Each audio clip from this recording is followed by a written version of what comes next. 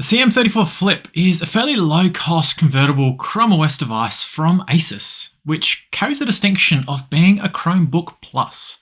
But what is a Chromebook Plus? And is the Flip any good?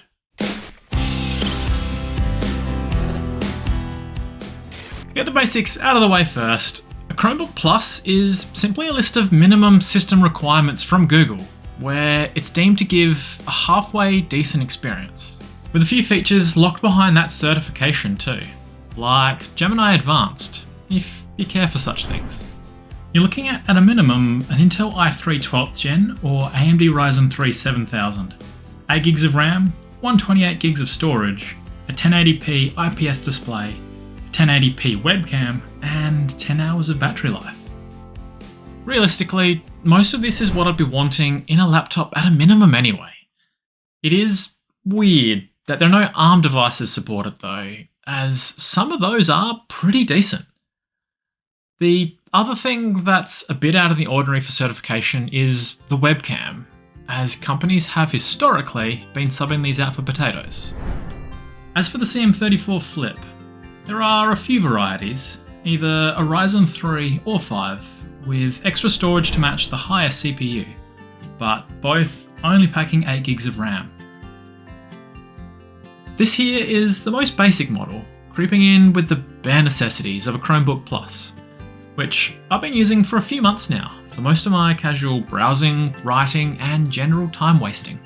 With that use, I haven't come across any deal breakers, with my usual Chrome sessions ranging between 5 and 30 odd tabs, and an occasional random game, but avoiding anything too intensive like video editing.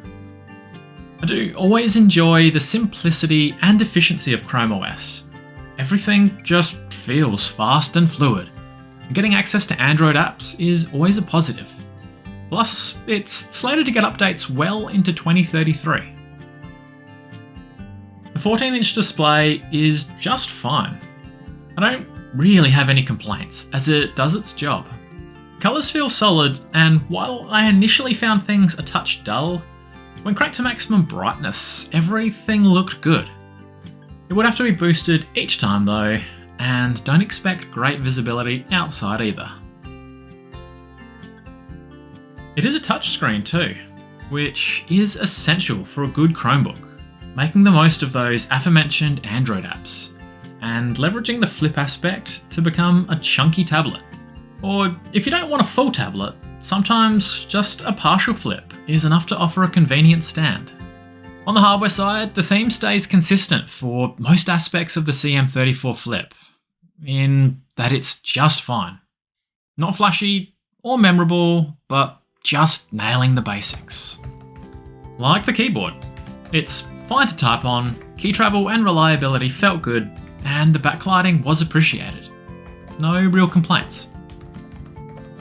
Or the touchpad, offering a decent and solid experience without being fancy or particularly pretty.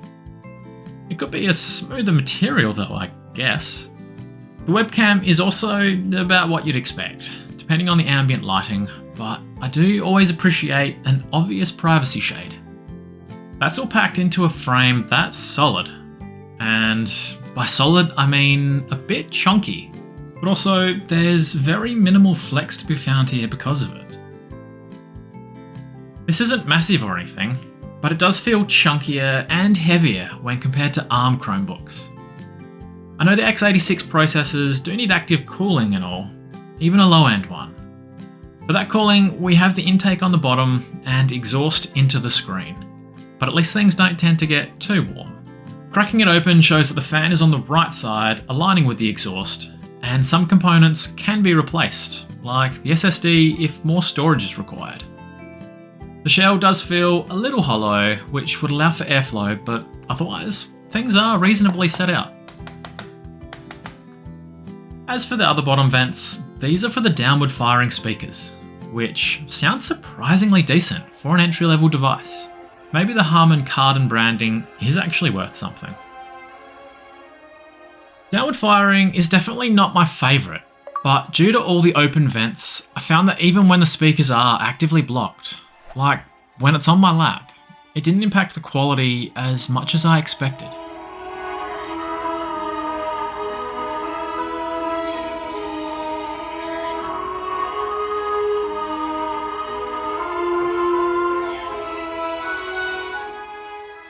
Moving around the chassis, I found the port offerings to be okay.